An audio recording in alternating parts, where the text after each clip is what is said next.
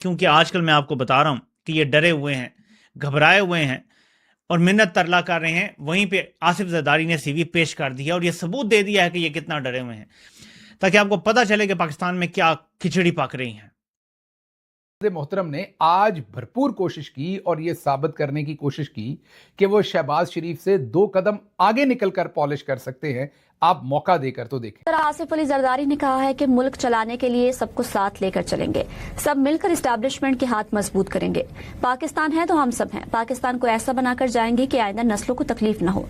मोरू में अवामी इज्तिमा से खिताब में कहा कि भारत को 1 हफ्ते की जंग में सबक सिखा दिया। इस्लामाबाद में उनके घर पर कोई ड्रोन नहीं, पाकिस्तान ने मोदी के घर पर ड्रोन चलाए। भारत के 40 जहाज पाकिस्तान के रेडार पर थे लेकिन गिराए नहीं, सिर्फ वो जहाज गिराए जो यहाँ बमबारी करके गए। आसिफ अली जरदारी साहब की तो जी हमारे प्रेसिडेंट आसिफ अली जरदारी साहब का कहना ये है कि जी पाकिस्तान को ऐसा बनाएंगे कि आइंदा नस्लों को कोई तकलीफ ना हो।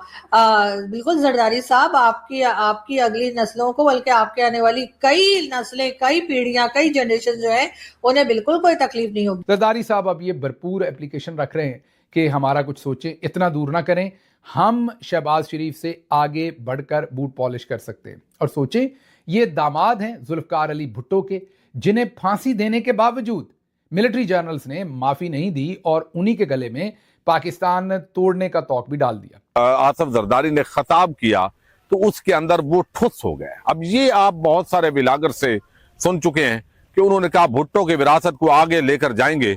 हमने हमेशा 73 के आइन के तहत काम किया, हम सब मिलकर एस्टैब्लिशमेंट के हाथ मजबूत करेंगे। यानी उन्होंने जिस तनादर के अंदर भी ये बात की है, यानी इस वक्त तो मुकाबला है लेटने का, यानी जो शहबाज शरीफ ज्यादा लेटने वाला है या जरदारी साहब ज्यादा लेटने वाले हैं। क्योंकि जरदारी साहब बता चुके हैं कि उनकी सबसे बड़ी ख्वाहिश उनके जो बेटा है बिलावल, उसको वजीर आजम देखना है। दुनिया का कौन सा ऐसा मुल्क है जो अपने वज़ीर आज़मों को फांसी चढ़ा देता है ताकि हमारा कोई निजाम चलता रहे? ऐसे चलते हैं मुल्क? ये बयानियां बेचोगे तुम लोग? कोई अक्ल होती है, कोई शर्म होती है, कोई हया होती है? कब तक मारते रहोगे अपने वज़ीर आज़मों को?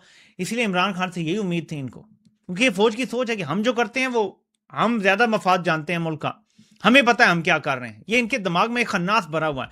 तो हम जब किसी को निकाल देते हैं उसको चुप करके बैठ जाना चाहिए, सही वक्त आने पे फिर देखा जाएगा।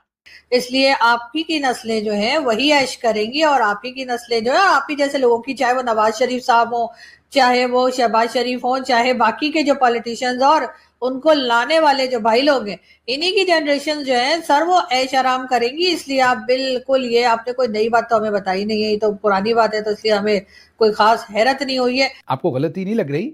उन्होंने ऐसा ही कहा है कि हम सब मिलकर एस्टेब्लिशमेंट के हाथ मजबूत करेंगे, हम सब मुल्क को भी मजबूत बनाएंगे। भुट्टो के खानदान के शोहदा ने मुल्क के लिए जानें कुर्बान की। पाकिस्तान है तो हम हैं। भारत में मुसलमानों के साथ होने वाले मजालम को मीडिया पर नहीं दिखाया जाता। कोई उनसे पूछ ले कि पाकिस्तान में होने वाले मजालम को जो अवाम पर हो रहे हैं, क्या वो मीडिया पर दिखाए जाते हैं? अब इस पे बाकी उन्होंने भारत का मीडिया ये नहीं दिखाता, भाई पाकिस्तान का मीडिया क्या दिखाता है। यानी मतलब है अजीब बात करते हैं।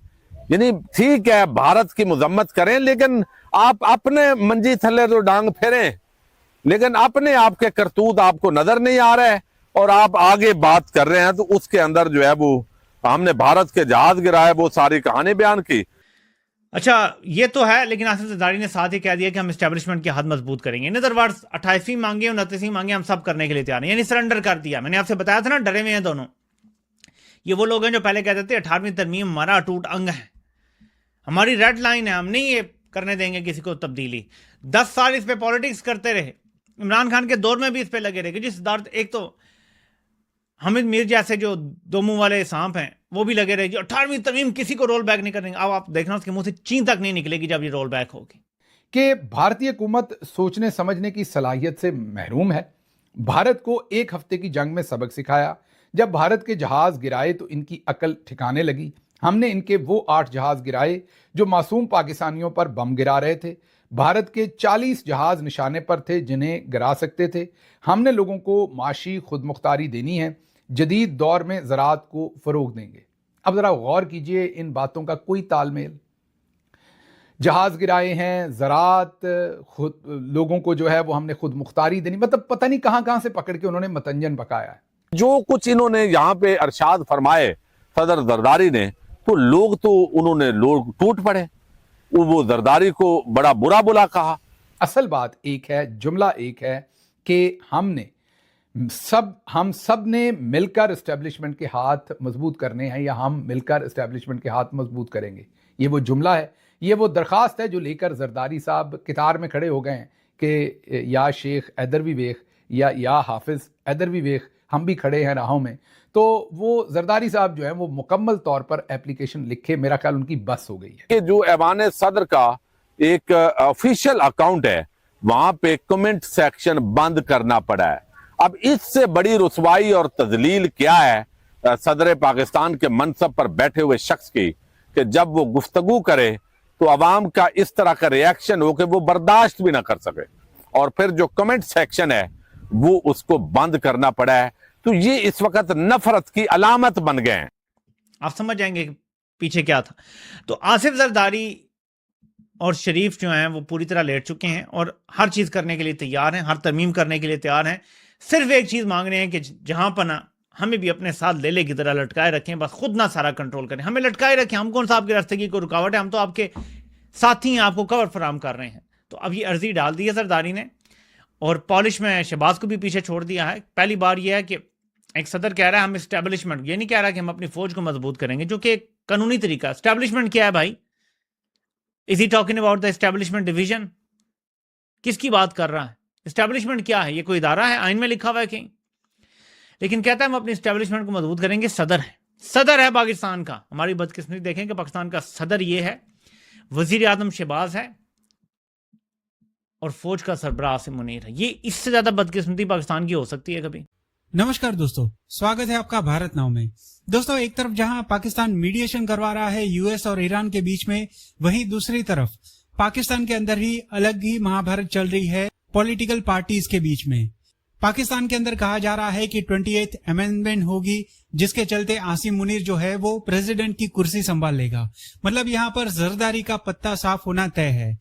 तो यहाँ पर आसिफ अली जरदारी ने एक पेशकश आसिम मुनीर के सामने रख दी एक इजलास के दौरान कि उसके बेटे को प्राइम मिनिस्टर की कुर्सी पर बिठा दिया जाए। मतलब शरीफों का यहाँ पर पत्ता साफ करने की कोशिशें की जा रही है।